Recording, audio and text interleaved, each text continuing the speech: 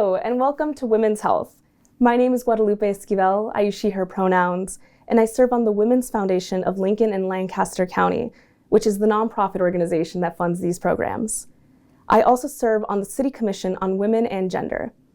A major innovation in women's health care came with the invention of modern birth control. For more than 50 years, families have had the advantage of choosing when to have children using a variety of birth control methods. These methods are largely the reason for a steady decline in unwanted and teenage pregnancies. However, due to the current political climate and laws and policies being made in legislative bodies across the country, decisions about when to have children could be in jeopardy, possibly adding to a reverse in those statistics. It's important then to be informed about birth control methods. Our guest today is Dr. Darla Eisenhower, a gynecologist from Gynecology and Fertility PC here in Lincoln. Welcome, Dr. Eisenhower. Thank you for having me. So I wanted to make sure that we could get into some of those lesser had conversations around birth control and how they really intersect with women's health. So I really wanted to start off by asking you, walking us through a little bit about why being able to access birth control matters to women's health generally. Yeah, that's a complex question. Many women use contraception or birth control to prevent pregnancy, and due to other health conditions or where they are in their time of their life, being able to have control of the when they get pregnant definitely gives them more choice. Out there. They also can use contraception or birth control for cycle control, so if they have issues with their menstrual cycle, delaying their menstrual cycle and making just day-to-day life a little bit better for them.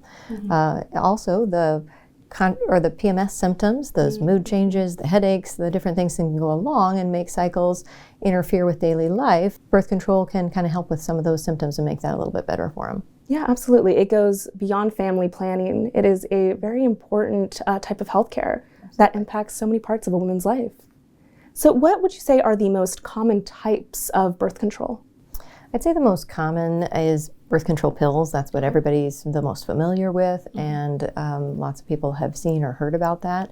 In the last few years, we have seen some increase in intrauterine devices or Nexplanon, which is the rod in the arm, just because that takes away the having to remember something every day.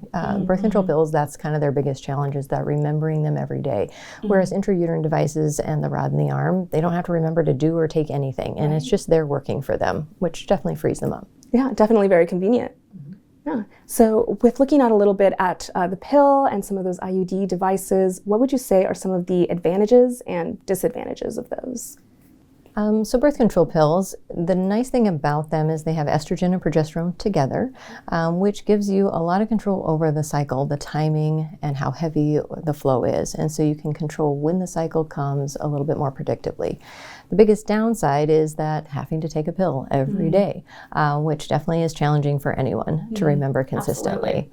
There's minor side effects. Some women will have some nausea, upset stomach because it's a pill, maybe some headaches from the estrogen side. One way that to get away from that having to remember something every day, the other options kind of in that same hormonal section would be the patch that you can wear on your skin or a vaginal ring in the vagina. So it has the same hormones as birth control pills, so you still get the cycle control, but you don't have to remember the everyday, because patches are weekly, the vaginal ring is a couple times a month to remember. Absolutely. There's lots of options that work best for each woman's lifestyle. Absolutely. So which would you say are the most effective and least effective in your experience as a gynecologist? So then when you start looking at that, our least effective are going to be your barriers like condoms or spermicides, non-prescription options. Then you would go to your hormonal birth control pills and the vaginal ring and the patches, just because you have that user error and or just convenience of I don't have my pill today and I need to start my new pack kind of thing. After that, the ones that are a little bit more effective are your intrauterine devices, the Nexplanon rod in the arm, permanent options, so you can have your tubes removed so that you don't ever have to worry about being pregnant, are going to be your most effective options. No, that's really, really interesting. And would we also be able to go into some of those advantages and disadvantages of things like the Nexplanon, the intrauterine devices, things like that women might want to have? nicest thing about those options is the woman doesn't have to remember to do or take anything. So it kind of frees up that having to remember, which definitely makes them easier to use. So the Nexplanon rod in the arm, it's in the skin of the upper inner arm, so it doesn't require a pelvic exam. For younger women, that can be appealing. It's nice and long term, so it can be used for up to 3 years, which is beneficial to give a length of time, but it could be removed anytime. So they just nick the skin and remove it, and it's out of their system. So that way it's very reversible still, which is definitely beneficial. Downsides is it's progesterone only, so it doesn't have that estrogen side of it, so we lose a little cycle control with that. Some women will have no cycle at all. Other women will have, random cycles and hopefully light bleeding, and that's kind of the biggest downside of that one. It does carry a 3 to 5 pound weight gain, which not everybody likes to have, but it's not a lot, it's just a small amount.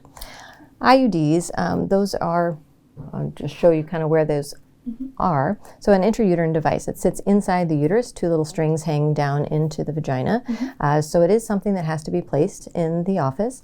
It is uncomfortable with placement, and it does require a pelvic exam. So that's kind of the downside, is the discomfort with placement. But once that's in place, there's 3 different styles of IUD. They can be left in anywhere from 5, 8, or 10 years to prevent pregnancy. So definitely get that longer term, but still reversible. We pull on those strings and remove them, and they can get pregnant within a month of having them removed. So it gives them a lot of control over timing. The ones that contain progesterone or a little bit of hormone, they can decrease the amount of bleeding someone has with their cycle, or stop menstrual cycles for some women, which is beneficial. The non-hormonal, there is an IUD that has no hormones at all. So for those women that don't want to change their cycle at all and don't want to mess with hormones, then the IUD can prevent pregnancy and nothing else. Cycles are slightly heavier, a little bit crampier with that non-hormonal IUD, but overall cycles stay pretty similar. All right, interesting. And I appreciate that you brought up condoms and spermicide as some of those pieces. I think that we often leave things like that out of the conversation of what birth control is. But I think that it is really important to be able to look at some of those methods of non-hormonal methods of also being birth control that helps our healthcare.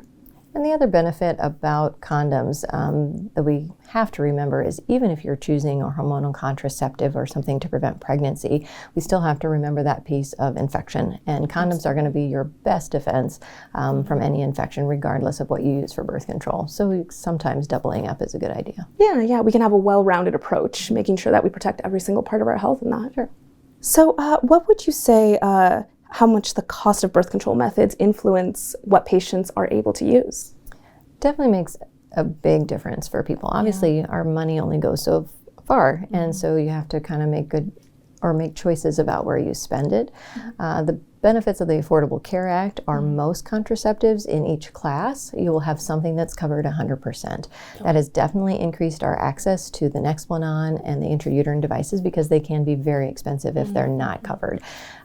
Birth control pills, there's lots of different ones out there. Usually you can find one that's covered for minimal, your $4 prescription, which can be beneficial. The vaginal ring and the patch, sometimes those are a little bit harder to access because they don't always fall under the Affordable Care Act quite the same, and so there's a little more copay with those. How would you recommend women start approaching that conversation? I know for a lot of women, the idea that things are just out of their reach makes them not even want to approach the conversation with their healthcare provider. I think anytime a woman has a goal or something they're looking to achieve, just asking them some questions or letting your doctor know, my goal is to not have periods, or my goal is I don't want to have children for 3 years, or I want to do something that I don't have to remember to do or take. So if we kind of know where your goals are, then we can kind of narrow down the options that fit the goals that you have as an individual patient, because everybody has different goals on what they want that birth control to do for them. Yeah, absolutely. Everyone has a very tailored approach, and it's important to be able to reach out to your insurance provider and see what is able to be covered there to make you live your best life. Absolutely. And a lot of times doctors' offices will help you with that piece, because insurance can be daunting. Absolutely. Yeah, it's really a formidable task to be able to conquer. Absolutely. So given this current political climate, what are some of the concerns that you've heard from your patients in being able to access birth control?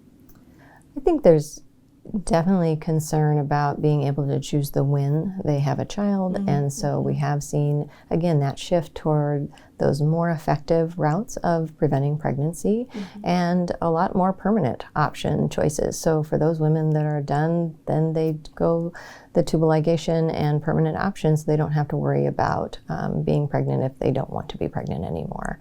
I think there is some undercurrent of concern of will access change for contraception. So will we lose access to IUDs? Will we lose access to anything? Obviously, that's an unknown at this point. Nothing at this point to indicate that we aren't going to have access to anything. So it's kind of a one step at a time, but there's definitely choices out there for now. And so we have people picking those long-term options so they don't have to worry. And are you seeing any sort of shifts from either the national level or the local level in some of the concerns from the medical community around birth control? I don't know that the medical community necessarily is concerned about losing access to contraception. I wouldn't say that's a common concern. Our concern is more about caring for people in early pregnancy when challenges arise and what options our patients have and where they have to go, their access to all care that they may need. And then I'd love if you could reiterate some of those major questions that women should ask themselves and be able to ask a doctor to find birth control that is best for them. What are some of the top questions that you think a woman should consider when it comes to accessing birth control?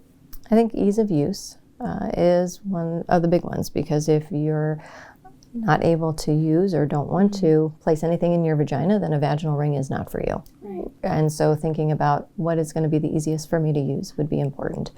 The next is, what do I want my menstrual cycles to be like? Do I want that regular monthly predictable period and just less bleeding, less cramping, or do I want no period at all?